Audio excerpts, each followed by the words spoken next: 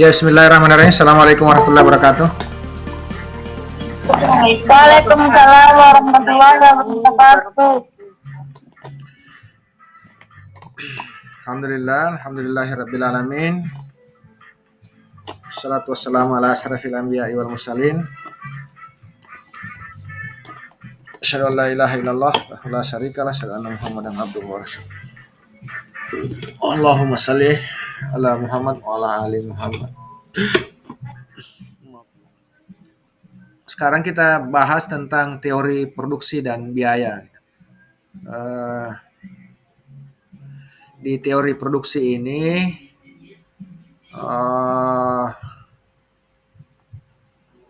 kita akan bahas tentang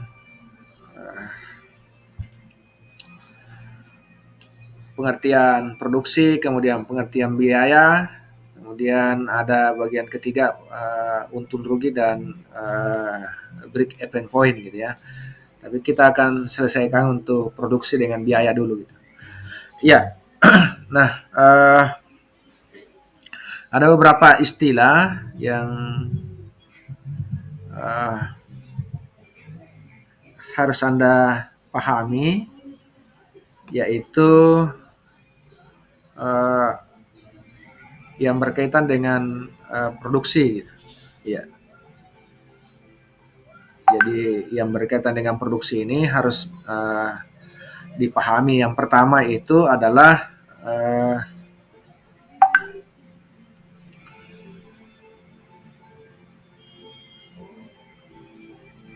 apa itu yang disebut dengan produksi.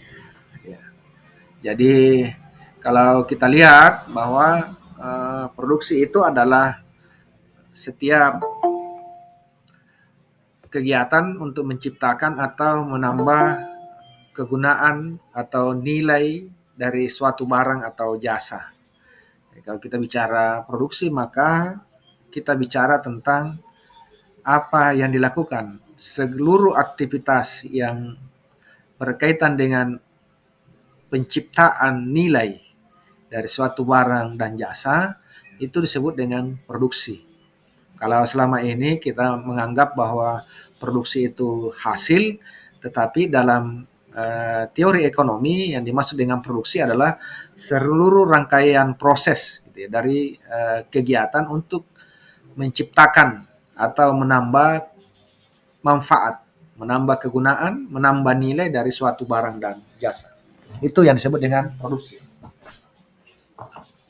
Kemudian dalam kegiatan produksi itu ada yang disebut dengan proses produksi. Proses produksi itu adalah kegiatan yang dihubungkan dengan penyediaan barang-barang dan jasa sampai kepada pemakai akhir, sampai kepada konsumen akhir. Itulah yang disebut dengan proses produksi.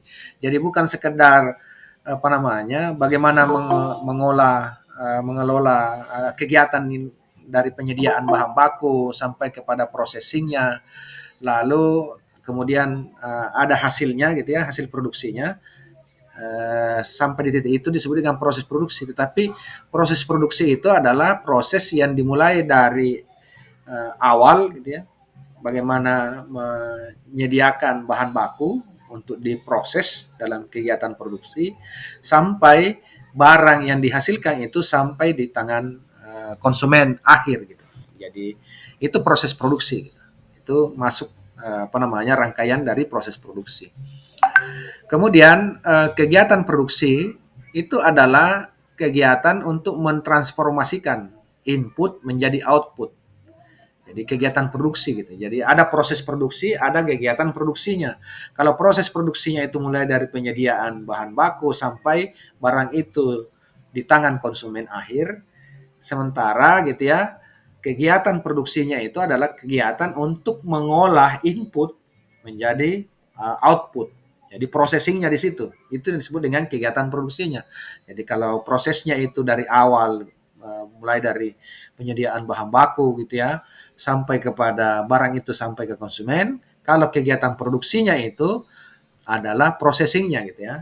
Bagaimana upaya mentransformasikan gitu ya, input itu menjadi output. Kemudian istilah berikutnya yang keempat produsen. Yang mana disebut dengan produsen? Ya, produksi itu adalah kegiatan proses dan kegiatan produksinya. Kemudian produsennya itu adalah orang atau lembaga atau organisasi yang melakukan kegiatan tersebut. Nah, kemudian di dalam kegiatan produksi itu ada yang disebut dengan total produksi gitu ya. Nah, ini sudah masuk ke perhitungan-perhitungan gitu ya. Total produk itu keseluruhan jumlah yang dihasilkan. Yang dihasilkan dalam suatu masa tertentu dari faktor produksi yang digunakan. Nah, untuk menyederhanakan pembahasan kita, sementara kita asumsikan gitu ya, bahwa input itu hanya ada satu. Apa itu? Hanya tenaga kerja gitu. Walaupun dalam faktanya itu kan input dari kegiatan produksi itu tidak hanya tenaga kerja, tetapi kan banyak yang lain gitu ya, banyak bahan baku yang lain kan begitu. Tetapi untuk menyederhanakan hitungan-hitungan kita, analisa kita gitu ya, untuk memahami teori produksi ini, maka kita asumsikan, kita batasi bahwa hanya satu input, yaitu tenaga kerja, labor. Gitu. Nah, kemudian kalau ada total produksi, maka ada juga yang disebut dengan rata-rata produksi gitu, atau produksi rata-rata, average production. Jadi average product itu adalah seluruh produk keseluruhan untuk setiap faktor variabel tenaga kerja. Berarti dia adalah rasio antara total produksi dengan jumlah inputnya. Dalam hal ini analisa kita adalah tenaga kerja karena hanya satu gitu kan. Iya. Jadi average product sama dengan total product dibagi dengan labor. Iya. Itu apa namanya untuk produksi rata-rata. Kemudian yang kedua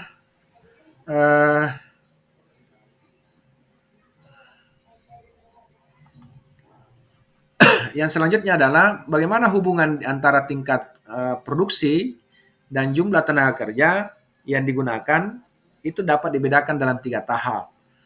Ya. Dari hasil produksi dilakukan penjualan. Kemudian dari harga barang bisa diketahui jumlah penerimaan produsen atau yang disebut dengan total revenue dan marginal pendapatan atau marginal revenue. Ya. Jadi satu kata kunci yang Anda pegang kalau kita bicara marginal itu berarti kita bicara perubahan gitu ya.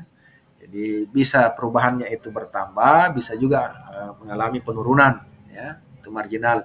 Jadi perubahan pendapatan gitu ya. Itu disebut dengan marginal. Nah, hubungan di antara jumlah faktor produksi dengan tambahan produksi itu misalnya dalam kertas kerja ini dicontohkan gitu ya. Bagaimana tambahan produksi dan hasil penjualan. Iya. Ini kita asumsikan bahwa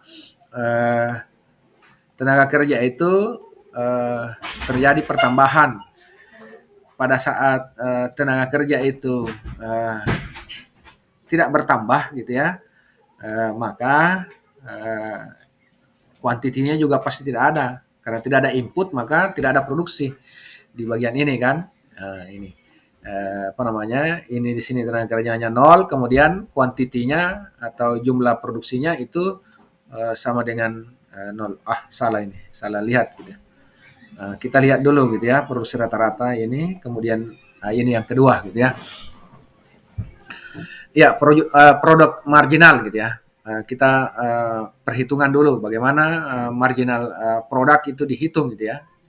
Dengan melihat dampak perubahan dalam produk keseluruhan yang terjadi karena tambahan satu input tenaga kerja. Nah, pada saat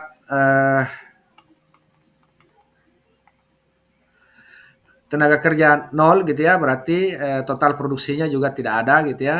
Ini juga tidak ada. Nah, ketika terjadi penambahan tenaga kerja dalam arti bahwa tenaga kerjanya itu satu orang, maka total produksinya itu 52. Ini asumsi ya, asumsi. Ini contoh gitu ya, asumsi.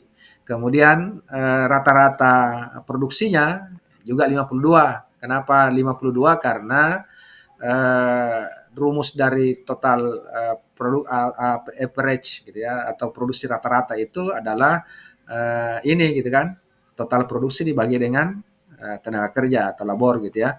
Berarti total produksi ini dibagi dengan L ini. Nah, marginalnya juga 52. Kenapa? Karena belum ada perubahan gitu. Iya. Kalau kita lihat di sini marginal ini berarti total produksi gitu dibagi dengan labor gitu ya, perubahannya gitu ya, kan belum ada perubahan gitu ya, belum ada baru satu gitu. Nah, sekarang bagaimana kalau dia dari satu orang bertambah menjadi dua? Ketika gitu ya, jumlah tenaga kerja dua orang, jumlah produksinya, total produksinya itu 112. Kemudian rata-rata produksinya itu 56. Ya, ini gitu ya. Dari mana diperoleh 56? Hasil pembagian dari total produksi dibagi dengan tenaga kerja gitu ya, itu sama dengan 56. Kemudian marginal produksinya gitu ya, itu adalah 60 gitu. Dari mana diperoleh 60? Ini diperoleh dari total produksi dibagi dengan apa namanya ya, perubahan gitu ya, perubahan total produksi gitu ya. 115 dikurang 52 gitu kan, dibagi dengan perubahan tenaga kerjanya gitu kan. Ya, ini jadinya 60 kan.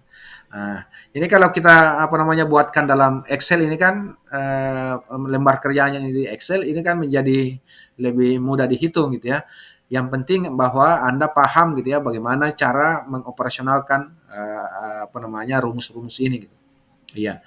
Jadi kalau 170 bagi apa namanya bagi 3 itu 56,7. Kemudian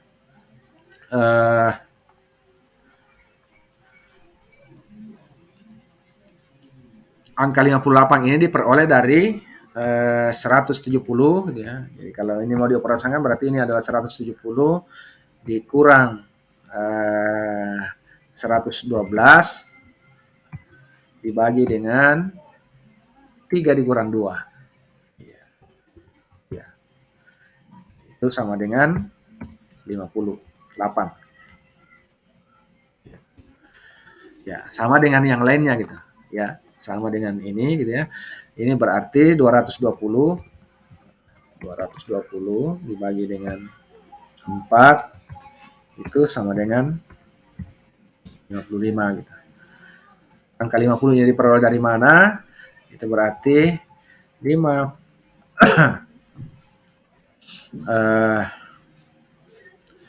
220 dikurang 170 dibagi 4 dikurang 3. Itu sama dengan 50. Demikian seterusnya ini untuk menghitung apa namanya marginal gitu ya, rata-rata produksi gitu ya dengan marginal produksinya gitu. Ya. Nah, apa yang bisa kita tangkap dari contoh kasus ini gitu ya, angka-angka ilustrasi ini? Disinilah kita lihat bahwa setiap penambahan jumlah tenaga kerja pada tingkatan tertentu itu meningkatkan jumlah produksinya. Tetapi gitu ya, ada titik tertentu di mana penambahan jumlah input itu tidak meningkatkan apa namanya membuat pertambahan marginal produksinya ya. Bahkan bisa jadi total produksinya juga malah menurun gitu ya. Misalnya untuk apa namanya kasus kita ini kan kelihatan bahwa tingkat pertambahan yang paling tinggi itu diperoleh di ketika tenaga kerjanya itu adalah 5 gitu ya. Ya. Karena apa? Karena marginal produksinya itu 38 gitu ya. Jadi sebenarnya maksimalnya itu di sini gitu ya. Artinya harus bertahan di angka 205 orang tenaga kerja saja gitu. Karena ini bisa lebih efisien gitu ya. Ditambah menjadi 6 gitu ya, malah ini sudah mulai menurun gitu ya. Ditambah lagi 1 gitu ya sampai di sini. Sama dengan teori apa namanya nilai guna itu, kepuasan kita. Bahwa semakin ditambah gitu ya inputnya, semakin ditambah itu maka yang terjadi malah semakin menurun hasilnya. Sehingga yang perlu diketahui oleh produsen adalah bagaimana mencari titik di mana marginal produksinya itu maksimal, optimal gitu ya. Ya, karena itulah yang paling efisien gitu.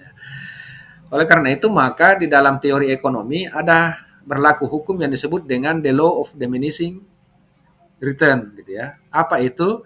Itulah yang disebut dengan hukum kenaikan hasil yang semakin berkurang gitu ya. Maksudnya apa? Bahwa ini hasilnya ini kan kelihatan bertambah terus ya, total produksinya bertambah gitu. Tetapi gitu ya, pada titik tertentu itu malah ini sudah mengalami penurunan gitu ya. Marginalnya turun gitu, kan gitu. Ya, malah bisa jadi produksinya juga menurun, total produksinya gitu. Itulah yang disebut dengan hukum kenaikan hasil yang semakin berkurang. Yang menyatakan bahwa apabila faktor produksi yang dapat diubah jumlahnya, misalnya tenaga kerja, misalnya kalau di sektor pertanian pupuk, obat-obatan gitu ya, itu terus-menerus ditambah sebanyak 1 unit, pada mulanya produksi total akan semakin banyak pertambahannya. Tetapi sesudah mencapai satu tingkat tertentu, produksi tambahan akan semakin berkurang dan akhirnya mencapai titik nilai negatif gitu ya. Sehingga kalau mau melihat ini berarti pertambahan produksinya itu hanya sampai pada tingkat tenaga kerja 9 orang gitu. Setelah itu sudah mengalami penurunan. Ya. Dan faktanya gitu ya di lapangan ini juga bisa kita lihat misalnya gitu ya, kalau Anda di sini orang tuanya adalah petani kebun gitu ya, ada coklatnya, ada cengkehnya gitu. Itu coklat cengkeh gitu ya pada umur-umur tertentu eh, di ditambahkan input apapun gitu ya, hasilnya sudah malah menurun gitu. Ya. Jadi puncak produksinya ada, sehingga setelah itu walaupun dia ditambahkan pupuk, ditambahkan obat-obatan, ditingkatkan pemeliharaannya, tetapi penambahan input itu malah menyebabkan semakin menurunnya marginal produksinya gitu ya, bahkan berpotensi untuk menurunkan total produksi gitu. Iya, iya. Itu berlaku gitu di sektor pertanian. Sama juga halnya misalnya gitu. Bagi orang tuanya yang petani, kadang-kadang satu petak sawah itu kan harus dikerjakan oleh 7 orang. Kenapa 7 orang? Karena 7 orang anggota keluarga, ya kan? Disitulah letaknya muncul ada yang disebut dengan pengangguran tersembunyi.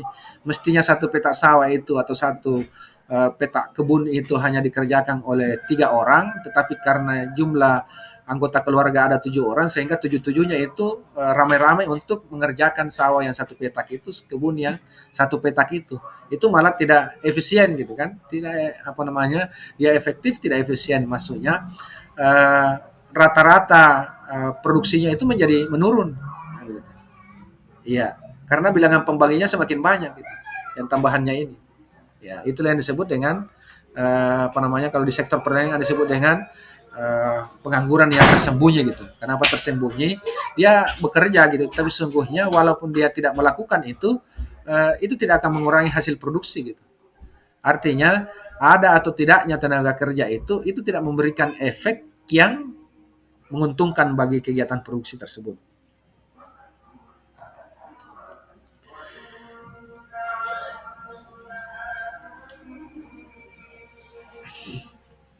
Iya, kemudian yang selanjutnya yang kita lihat adalah hubungan produksi dan jumlah tenaga kerja yang digunakan. Yang digunakan dalam 3 tahap. Ada yang disebut dengan total revenue, ada marginal revenue. Cara perhitungannya gitu ya, ini sudah menambahkan gitu ya. Ini kan kalau tadi itu baru pada kegiatan produksinya, sekarang ini sudah sampai kepada harga gitu ya, harganya gitu. Ya, jadi sudah ada penetapan harga di situ. Nah, apa yang bisa kita lihat di sini ya, pada saat tingkat tenaga kerjanya itu 1 orang gitu ya, produksinya itu total produksinya atau kuantitinya itu 24, marginal produksinya itu juga ini kita coba ganti di sini ya supaya Anda mudah gitu ya. Di sini total produksi. Ini price-nya di sini gitu ya. Maksudnya harga per unit barang itu 100 ya, 100 rupiah kah, 100 dolar kah gitu ya. 100 rupiah. Kita misalkan seperti itu.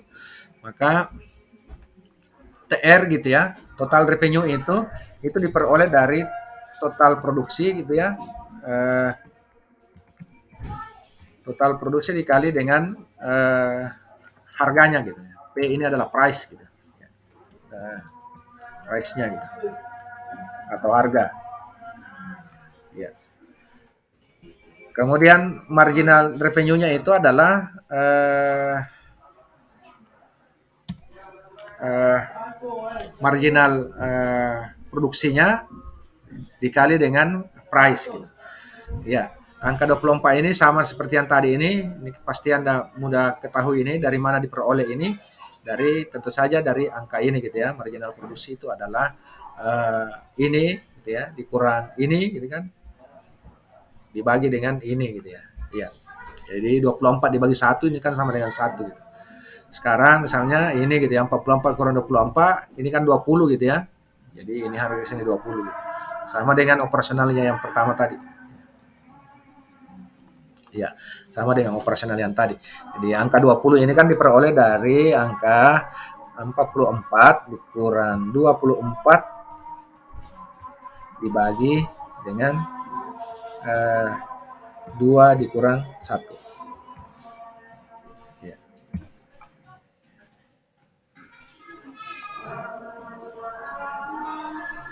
Ya, ya kan? Ini sama dengan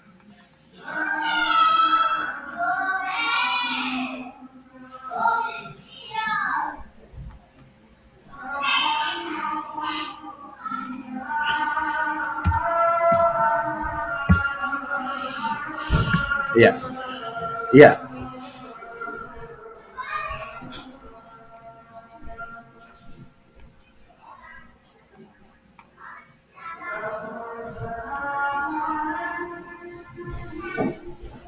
Pricing-nya ini sudah ditentukan harga 100.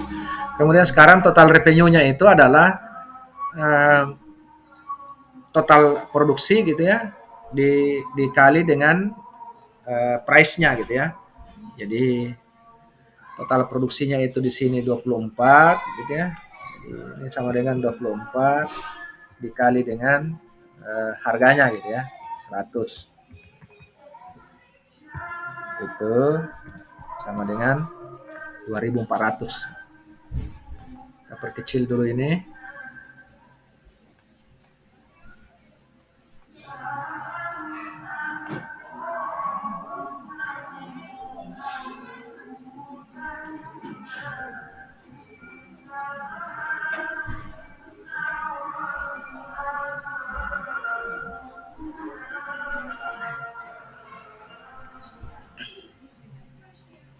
Ya, kemudian marginal produksinya itu dari apa namanya, marginal revenue-nya itu dari marginal produksi dikali dengan price-nya gitu kan. Kalau di sini berarti marginal produksinya itu sama dengan 24 dikali dengan price-nya adalah 100. Ini sama dengan 2.400. Ini berarti di sini dalam kurung 44 dikali dengan 100 dengan 4.400. Di sini berarti marginal produksinya adalah 20. Marginal produksinya ada 20 dikali dengan 100 sama dengan ya apa namanya 2000 di situ ya. Di sini marginal produksinya. Kemudian ini yang ini juga sama gitu ya jalannya gitu kan, 44 sini gitu ya, total produksinya 60 sini 60 dikali dengan price-nya gitu ya 100 ya. Kalau dikerja di Excel ini kan cepat gitu. Ini hanya untuk menunjukkan kepada Ananda gitu ya bahwa proses perhitungannya itu dengan operasional rumus itu seperti itu gitu ya. Ini di sini berarti 16 dikali dengan 100. Ya.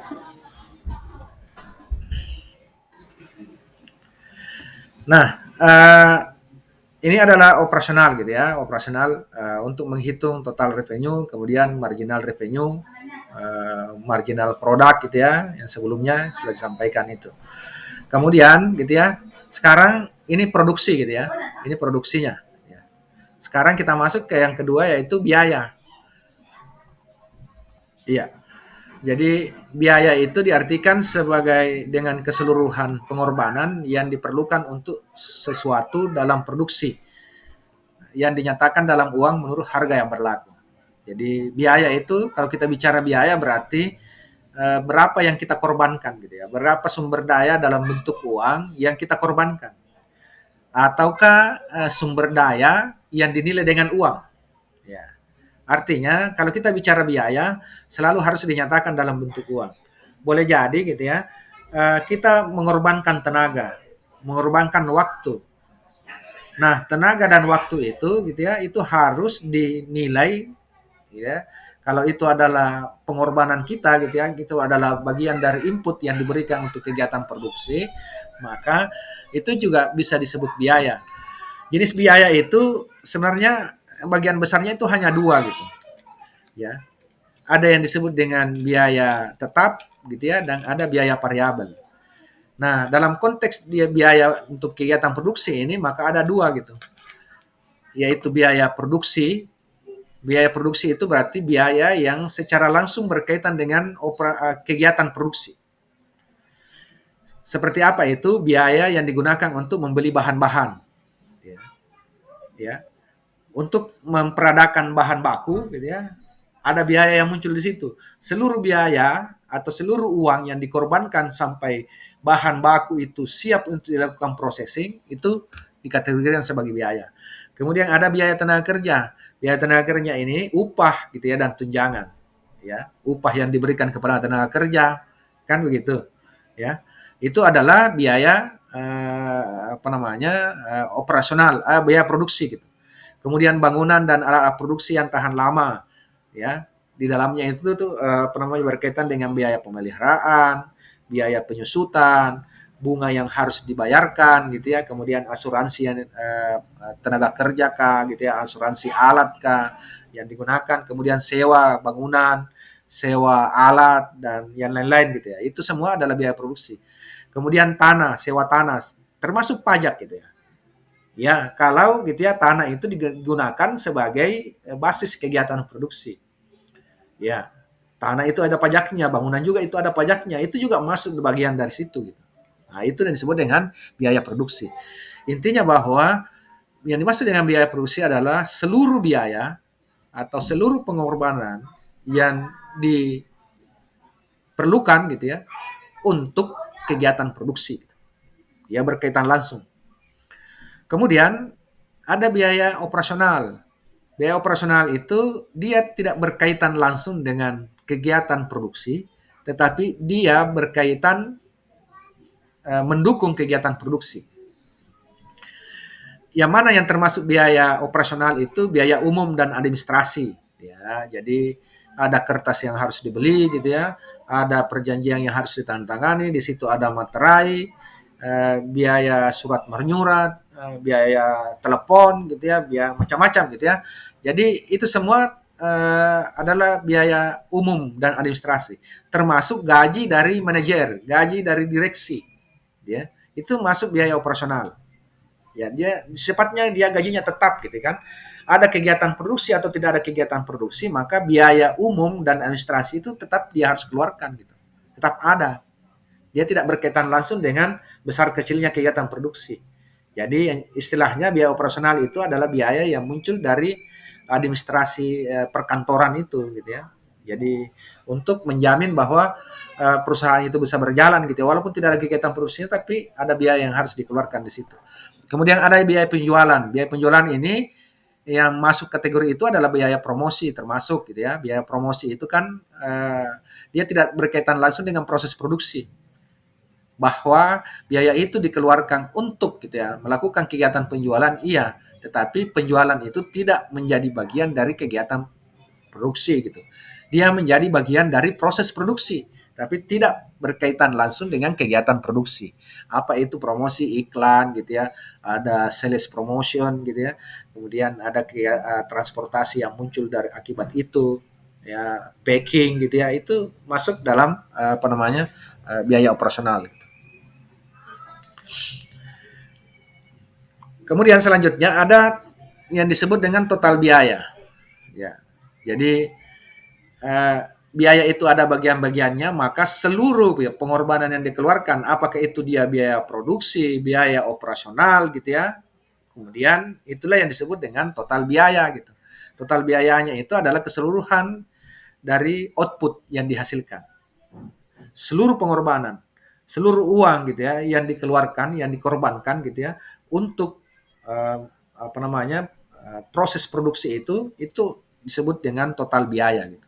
Total biaya itu ada dua jenis, ada biaya tetap, kemudian ada biaya variabel. Jadi yang mana itu tetap, yang tidak berubah-ubah gitu. Ada produksi atau tidak ada kegiatan produksi gitu ya, maka tetap biaya itu muncul. Gaji gitu ya, itu termasuk biaya tetap. Listrik itu tetap, telepon tetap. Kecuali kalau misalnya listrik itu memang digunakan dalam proses produksi, maka dia bisa masuk variabel gitu. Ada listrik yang masuk variabel, ada listrik yang tidak masuk biaya variabel. Air gitu. Dan lain-lain gitu ya. Asuransi gitu. Bunga gitu ya. Itu biaya tetap itu. Iya. Nah, intinya bahwa hmm, biaya tetap itu adalah biaya yang dikeluarkan yang tidak mempengaruhi besar kecilnya kegiatan produksi. Itu biaya tetap. Sementara biaya variabel adalah biaya yang berubah-ubah. Dia berubah sesuai dengan besar kecilnya kegiatan produksi atau biaya yang dikeluarkan yang menyebabkan atau mempengaruhi besar kecilnya kegiatan produksi itu tadi. Itu yang disebut dengan biaya variabel. Ya. Ada tetap, ada variabel. Tetap itu tidak berubah, variabel itu berubah. Ya. Berubahnya karena apa gitu ya? Perubahan-perubahan biaya variabel itu akibat gitu ya, perubahan volume produksi gitu. Nah, biaya tetap tidak berubah dengan perubahan kuantitas produksi. Berapapun jumlah yang diproduksi, biayanya tetap. Yaitu satuan untuk keseluruhan jumlah produksi, misalnya biaya prasarananya gitu ya, biaya sewa gedung itu ya biaya tetap itu, ya kan? Ya. Sewa kantor gitu, sewa tanahnya gitu, dan seterusnya. Itu masuk biaya tetap. Apakah tanah itu digunakan gitu ya? Kecuali kalau misalnya pertanian, sewa tanah itu menjadi biaya, bisa menjadi biaya variabel. Kenapa? Karena kalau semakin banyak luas tanahnya yang disewa, maka produksinya semakin besar gitu. Nah, biaya variabel adalah biaya yang berubah langsung mengikuti perubahan kuantitas.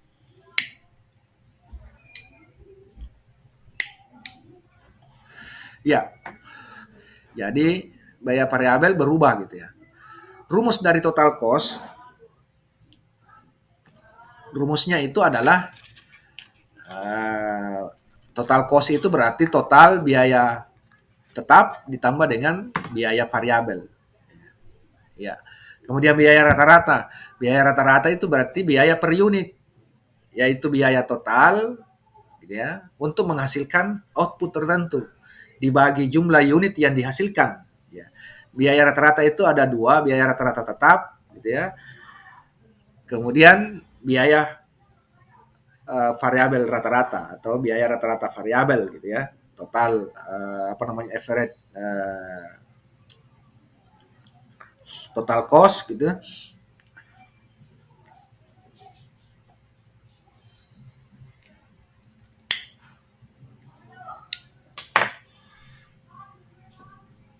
Iya, di sini ada kesalahan penulisan. Jadi biaya tetap rata-rata average fixed cost di sini gitu ya. Kemudian biaya variabel rata-rata atau average AVC gitu ya. Ya. Jadi average variable cost.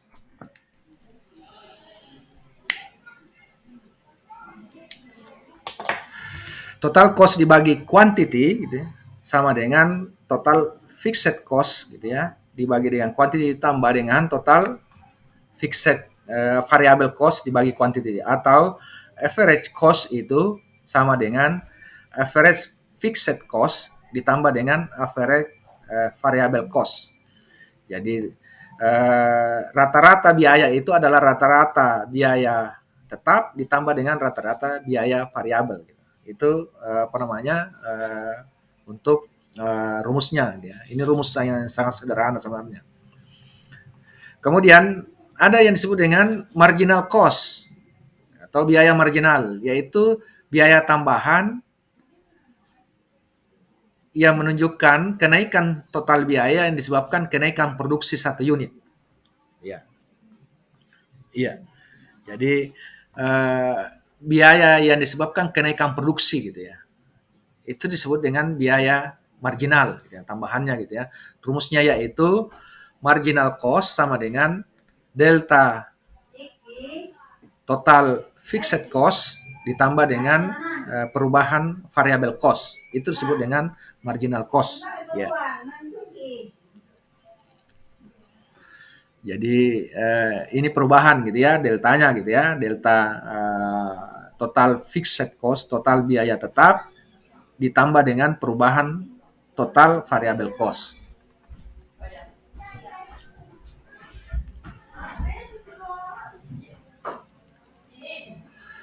Ini adalah apa namanya contoh perhitungannya gitu ya. Saya stop sharing ini, kemudian kita coba kerjakan di Excel gitu ya. Kita kerja sama-sama. Kita buka dulu Excelnya.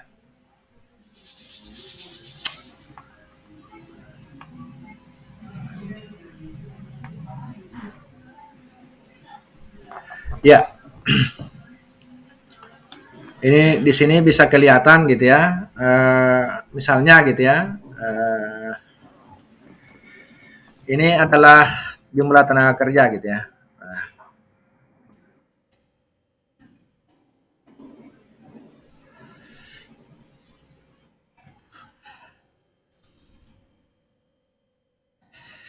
Ya, di sini dilihat misalnya dalam kegiatan produksi itu ini tidak ada tenaga kerja, tetapi total fixed cost-nya itu tetap ada gitu. Kenapa? Karena ada kegiatan di kantor misalnya. Kayak gitu. Ada 50, ada total cost-nya di sini.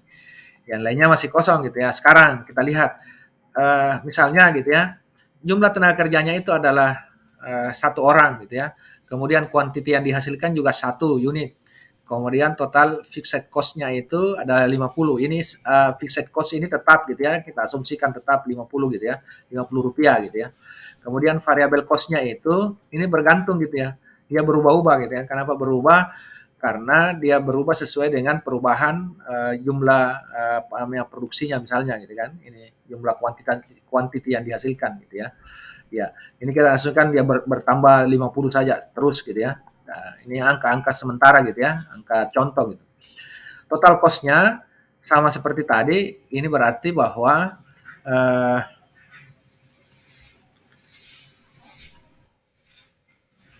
saya hapus dulu ini supaya kita bisa lihat gitu ya bagaimana operasionalnya. Iya, angka 100 ini diperoleh dari ini tambah ini kan. Jadi kalau ini kita tambah gitu ya, total cost itu adalah biaya tetap ditambah dengan biaya variabel. Ya, ini gitu ya. Iya, begitu. Kemudian rata-rata biaya variabel. Rata-rata biaya variabelnya itu berarti bahwa rata-rata biaya gitu ya, total fixed cost-nya dibagi dengan quantity gitu. Ini gitu ya. Ya. Jadi itu adalah apa namanya? Fixed cost-nya. Kemudian average variabelnya gitu ya. Berarti total variable cost dibagi dengan total produksinya gitu. Ini. Ya. Rata-rata biaya itu berarti rata-rata ini gitu ya, rata-rata biaya tetap ditambah dengan rata-rata biaya variabel gitu. Kemudian marginal cost-nya berapa gitu ya. Nah, marginal cost-nya itu berarti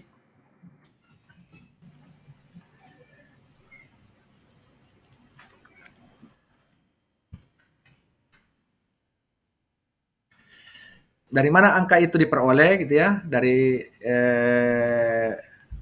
angka 25 ini diperoleh, itu diperoleh dari total cost gitu ya, yang saat ini gitu ya. Jadi total cost-nya saat ini gitu ya, dikurang dengan ini gitu. Kemudian dibagi dengan kuantitinya. Jadi begini gitu ya. Total cost-nya ini gitu ya, dikurang dengan yang sebelumnya. Ya. Karena ini kan pertambahan di sini. Sorry, harus pakai dalam kurung. Gitu. Karena pertambahan dari total cost kan, dikurang dengan total cost sebelumnya, dibagi dengan produksinya gitu. Total kuantitinya gitu ya, dibagi dengan dikurang dengan kuantiti. Ya.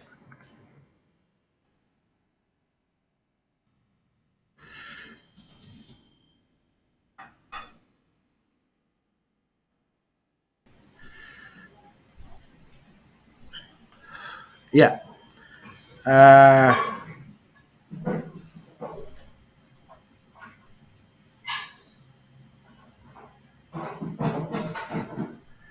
Ya.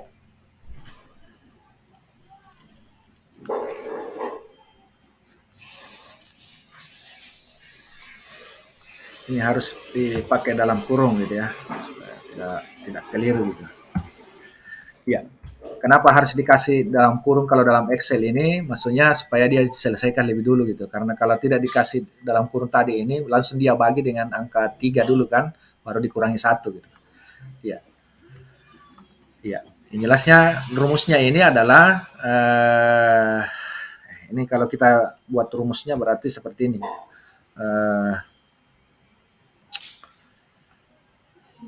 Total cost-nya yang ini gitu ya. TC dalam kurung TC sekarang gitu ya.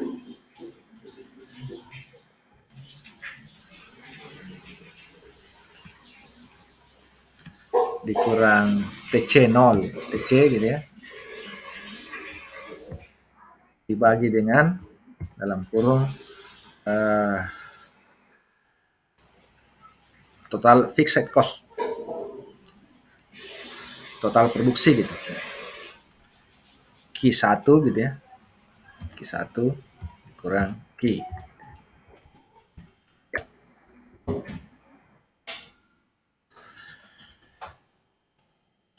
Ini bisa kita tinggal copy kan. Kita sudah paham bahwa oh ini ditambah dengan ini gitu.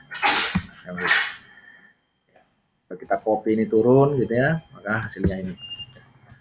Kemudian yang ini di sel F7 gitu. F7 itu adalah ini ya, total fixed cost dibagi dengan produksinya. Ini bagi dengan ya, kita copy saja ya.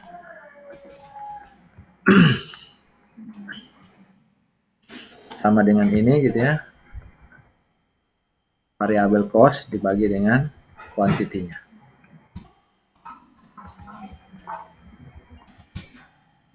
Ya. Kemudian average cost-nya tinggal ditambahkan antara rata-rata fixed gitu ya dengan rata-rata variabel.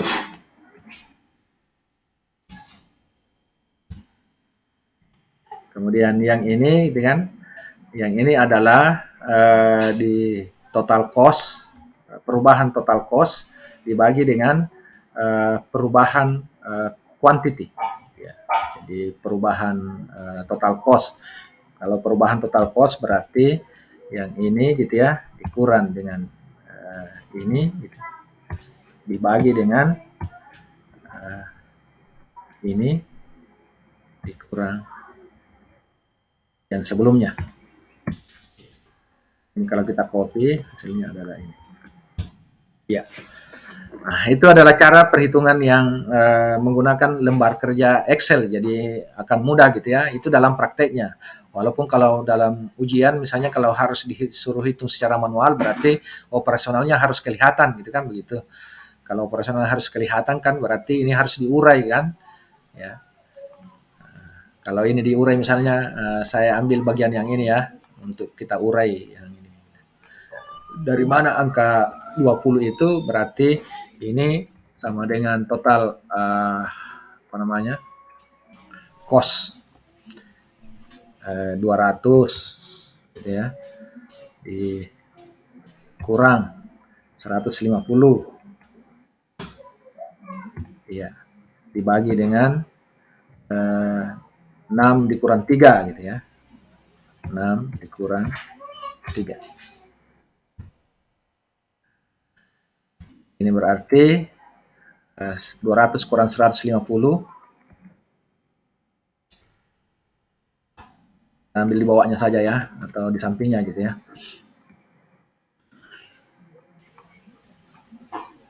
Itu sama dengan berarti 200 kurang 150 berarti 50 dikurang dengan 3. Nah itu.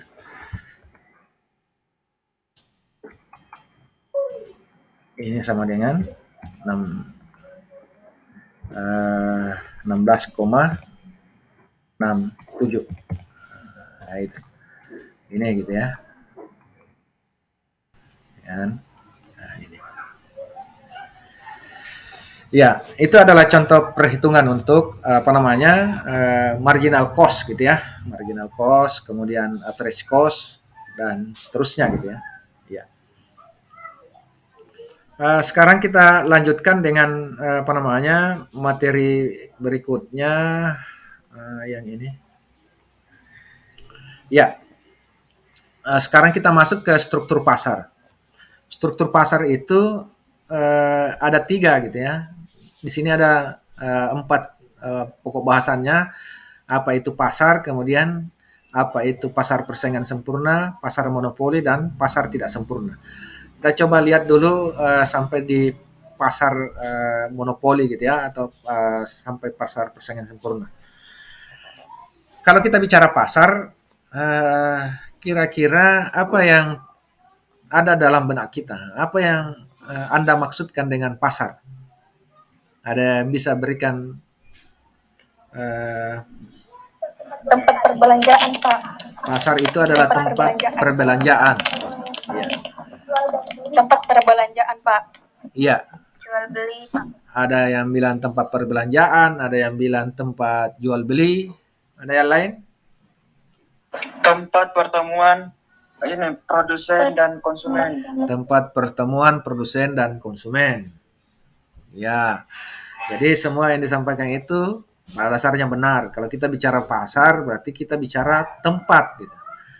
Tetapi gitu ya, apakah setiap apa namanya tempat itu berupa fisik? Kan tidak. Ada yang bersifat fisik, ada yang bersifat abstrak gitu. Ya. Yang kedua, apakah gitu ya setiap pertemuan produsen dan konsumen itu selalu bisa disebut dengan pasar gitu. Nah, kita lihat. Pasar itu dalam arti sempit. Yang pertama, pasar itu adalah tempat di mana barang dan jasa diperjualbelikan. Bicara pasar berarti ada tempat gitu ya. Ya.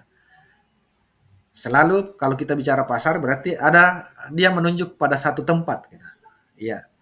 Nah, masalahnya adalah dulu gitu ya, pasar itu karena dia adalah tempat di mana barang dan jasa diperjualbelikan, itu selalu menunjuk kepada fisik. Ya. Jadi penjual dan pembeli apa namanya bertemu secara langsung, kemudian di situ ada barang yang dijajakan, itu namanya pasar gitu kan. Tetapi dalam arti luas, pasar itu adalah proses di mana pembeli dan penjual saling berinteraksi untuk menentukan harga dan jumlah barang. Jadi bayangan kita kalau dalam arti sempit, pasar itu gitu ya, semacam satu tempat khusus di mana di situ banyak penjual dan banyak pembeli. Tetapi sebenarnya dalam arti luas di mana-mana itu bisa bisa jadi pasar gitu. Anda misalnya mau beli sayur, ada tukang sayur datang atau ada penjual ikan yang datang di depan rumah Anda, kemudian ada transaksi di situ yang Anda lakukan, ada proses di mana Anda sebagai pembeli dan penjual ikan itu saling berinteraksi, ada tawar-menawar. Tawar-menawar itu berarti Anda sedang menentukan berapa harga yang disepakati, kemudian berapa jumlah barang yang Anda mau beli gitu. Kan begitu. Itu ada interaksi gitu di situ. Itu juga disebut pasar. Jadi di depan rumah itu bisa jadi pasar, bahkan sekarang di dalam kamar masing-masing itu bisa jadi pasar gitu. Kenapa? Karena ada pasar yang tidak berbentuk fisik, tetapi dia virtual gitu. Yang jelas bahwa pasar adalah tempat pertemuan antara penjual dan pembeli untuk mengadakan transaksi jual beli, baik secara langsung maupun secara tidak langsung. Ya, baik langsung maupun tidak langsung. Yang jelasnya bisa bertemu. Apakah bertemu itu harus secara fisik? Tidak mesti gitu. Bisa bertemu tidak secara fisik. Ya. Jadi abstrak. Makanya ada juga yang disebut dengan pasar yang konkret. Pasar yang konkret itu barangnya gitu ya ada di dalam pasar. Bisa Anda lihat, bisa Anda jama, bisa Anda cicipi gitu. Iya. Penjual ikan yang datang gitu ya, penjual buah-buahan di tempat itu gitu. Beli pakaian di mall misalnya, itu adalah pasar yang konkret. Anda datang ke mallnya, Anda bisa memilih-milih baju gitu, bisa memilih ukuran, Anda bisa pegang barangnya gitu ya, dan memang ada barangnya di situ. Itu konkret. Tapi ada pasar yang abstrak. Pasar abstrak itu adalah pasar di mana barang yang diadakan pertukaran, yang mau dipertukarkan gitu ya, antara penjual dan pembeli itu tidak tidak ada di tempat interaksi itu. Ya, contohnya marketplace yang sekarang, pasar-pasar online sekarang, itu kan tidak ada barang yang diperjualbelikan di situ. Ya, Anda tidak bisa menjamah secara langsung gitu. Anda tidak bisa melihat barangnya, ya kan? Itu namanya abstrak. Tetapi bisa terjadi transaksi jual beli. Kalau Anda beli online gitu ya, pasar gitu ya, di pasar online itu kan tidak ada barangnya kan? Yang ada apa? Pasar online. Gambar atau gambarnya Pak. Iya, hanya gambar saja. Gambar yang ditampilkan kemudian dideskripsikan. Sehingga resikonya di situ mungkin bahwa gambar yang ditampilkan itu adalah gambar yang bagus, barang yang sampai kepada Anda ketika terjadi transaksi tidak sama seperti yang digambarkan di pasar abstrak itu. Ya. Gojek online gitu ya, itu pasar gitu. Grab itu pasar gitu. Aplikasi itu adalah pasar gitu. Dan seterusnya. Tetapi dia bersifat abstrak gitu. Yang dijual itu tidak ada barang di situ yang dijual. Hanya kita menganggap bahwa saya nggak akan ada barang. Kenapa? Karena ada gambarannya di situ, ada deskripsinya. Itu abstrak dan itu yang di masa lalu itu sulit ditemukan, bahkan tidak ada. Sekarang itu kan kita familiar dengan itu. Semua kita mungkin pernah melakukan transaksi secara online semacam itu. Kita hanya percaya pada gambar yang ada. Sudah begitu melihat gambar, kita sudah mengakui itu sebagai barang gitu ya. Padahal bukan barang yang sesungguhnya. Hanya gambaran terhadap barang yang sebenarnya. Itulah yang disebut dengan abstrak. Gambaran dari dunia nyata, gambaran dari barangnya secara nyata, deskripsinya gitu dan seterusnya. Iya. Jadi pasar sekarang itu menjadi sangat luas gitu. Sangat luas pengertiannya. Ya, bahkan boleh jadi kita lebih banyak transaksi melakukan pasar di pasar yang abstrak dibanding di pasar yang konkret. Nah, struktur pasar itu dibagi menjadi 3. Apa saja itu? Ada pasar persaingan sempurna, ada pasar monopoli, dan ada pasar persaingan tidak sempurna. Nah, bagaimana cara menentukan gitu ya, mengklasifikasikan pasar itu? Cara untuk mengklasifikasikan pasar itu gitu ya, untuk menyatakan bahwa itu adalah pasar yang sifatnya pasar persaingan sempurna, pasar monopoli dan pasar persaingan tidak sempurna, itu bisa dibedakan dengan mengenal karakteristik atau ciri-cirinya. Dilihat dari jumlah penjual atau produsennya, dilihat dari sifat barangnya, kemudian dilihat dari kesukaran atau kemudahan memasuki usaha pada bidang tertentu. Iya. Yang mana pasar persaingan sempurna? Pasar persaingan sempurna itu adalah pasar di mana banyak pembeli dan banyak penjual. Ya. Semua orang bebas masuk di dalam pasar tersebut. Semua orang memiliki informasi, ya, apakah itu produsen ataukah dia konsumen, memiliki informasi yang banyak tentang barang atau jasa yang diperjualbelikan tersebut. Tetapi ada juga pasar yang monopoli. Apa itu pasar monopoli? Pasar yang tidak bisa orang bebas masuk pasarnya. Gitu. Yang mana yang disebut dengan pasar monopoli itu? Kalau di negara kita ini, contohnya apa itu? Yang monopoli. Ya, setiap hari mungkin juga kita nikmati gitu ya, produk dari pasar monopoli itu. Setiap hari gitu. Di negara kita ini ada gitu. Bahkan itu menjadi kebutuhan mendasar kita. Yang mana itu? Contohnya. Ada yang tahu? PLN, Ya, PLN Pak, PLN, listrik, PDAM, PDAM, gitu ya. Apa lagi? Minyak. Gitu ya. Itu monopoli gitu. Siapa ownernya listrik dengan minyak? Siapa pemiliknya? Siapa yang menguasai pasarnya itu? Ya listrik. Pemerintah, Pak. Pemerintah, betul. Apa tujuan pemerintah memonopoli bidang usaha tertentu atau bidang produksi tertentu gitu, seperti listrik dengan minyak? Itu tujuannya dalam rangka untuk melindungi rakyatnya. Kenapa? Karena di dalam pasal 33 Undang-Undang Dasar itu kan ada ayat yang menyatakan bahwa cabang-cabang produksi yang menguasai hajat hidup orang banyak itu dikuasai oleh negara. Berarti negara yang monopoli untuk cabang-cabang produksi tertentu seperti minyak, gitu ya. Minyak, bahan bakar minyak itu kan. Kemudian listrik gitu, melalui badan usaha milik negara gitu. Kenapa? Karena dia harus bisa memastikan bahwa seluruh rakyat gitu ya itu memperoleh, bisa mengkonsumsi barang tersebut dengan jaminan negara. Makanya ada subsidi di situ gitu kan. Ada biaya yang harus dibayarkan oleh pemerintah untuk menjamin bahwa walaupun dia keluarga miskin gitu ya, tetap harus bisa mampu menikmati listrik, mampu membeli BBM dan seterusnya. Ya, makanya negara menjual barangnya kepada rakyat tersebut dengan harga yang berdasarkan perhitungan itu bisa dibeli oleh rakyat kecil. Ya, sisanya walaupun harga produksinya mungkin lebih tinggi dari itu, tapi sisa dari harga biaya produksi itulah yang dibayarkan oleh negara gitu. Itu yang disebut dengan subsidi gitu. Walaupun semakin ke sini kan subsidi makin kurang. Makanya tidak ada produsen yang bisa masuk di sektor listrik, menjual listrik. Kan tidak ada. Yang menjajakan listrik itu hanya negara gitu. Yang menjajakan BBM itu hanya negara gitu. Untuk yang subsidi gitu. Tapi sekarang ini kan sudah berkembang gitu.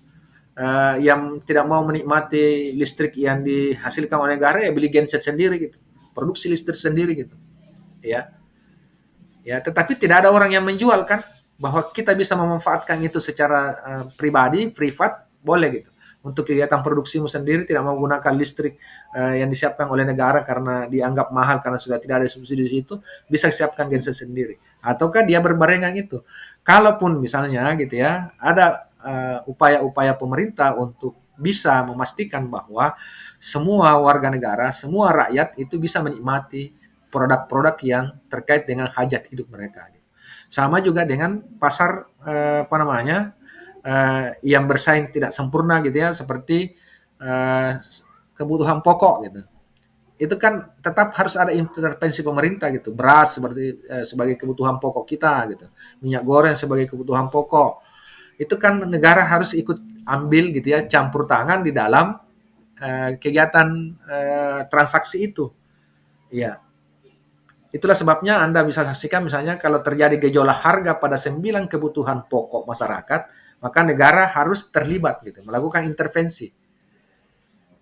Nah, untuk menjamin bahwa rakyat bisa gitu ya menikmati 9 kebutuhan pokok itu secara baik, maka negara kemudian menciptakan gudangnya sendiri gitu.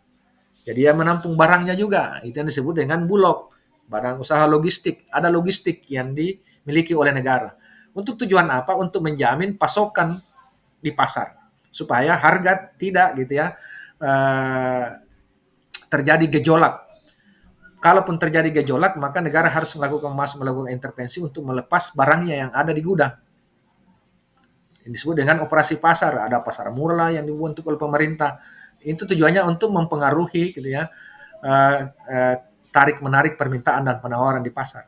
Misalnya pada hari-hari raya tertentu gitu kan, itu kan ada kenaikan harga 9 kebutuhan pokok. Sampai pada harga yang dianggap negara itu melampaui harga eceran tertingginya, maka negara harus terlibat. Gitu. Berbeda dengan pasar persaingan sempurna. Benar-benar pasar persaingan sempurna itu mekanisme pasar bekerja. Harga itu ditentukan oleh kekuatan tarik-menarik penawaran dengan permintaan gitu. Ya, kalau permintaannya lebih banyak daripada jumlah produksinya gitu ya, maka harga akan bergerak naik gitu. Saya rasa itu penyampaiannya. Terima kasih banyak perhatian tak. Mohon maaf kekurangan. Kita tutup sama-sama dengan mengucapkan hamdalah. Alhamdulillahirabbil alamin. Assalamualaikum warahmatullahi wabarakatuh.